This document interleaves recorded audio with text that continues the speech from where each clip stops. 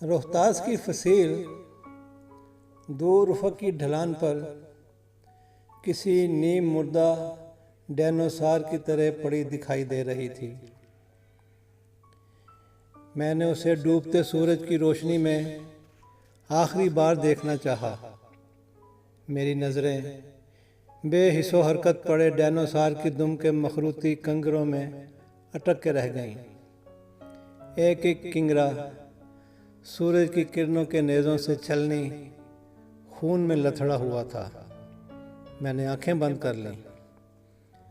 हवा के एक सरकश झोंके ने वक्त की जंबील से हजारों लश्करी घोड़ों की हनहनाहटें और उनकी टापों की सदाएं निकाल कर मेरे कानों में भर दी।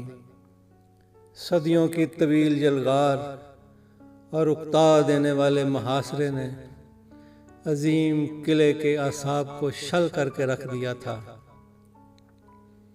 स्याह चट्टानों में खुद को मुकम्मल तौर पर कैमोफ्लेज कर लेने के बावजूद रोहतास अपने आप को शिकस्तगी के बेरहम गिद्धों से ना छुपा सका था।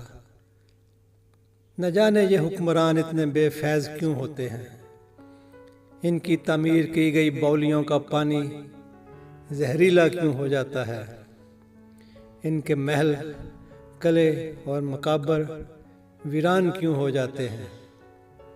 शायद वो अपने हिस्से की खुशियाँ बहुत जल्द समेट लेते हैं और फिर अजीम शहनशाहों फातेह सालारों के किलों की पुरशिकोह फसीलें उनके जाहो जलाल की दास्तानें सुनाते सुनाते अपने गुमनाम मेमारों की फ़नी अज़मतों के गीत गाने के लिए बाकी रह जाती हैं।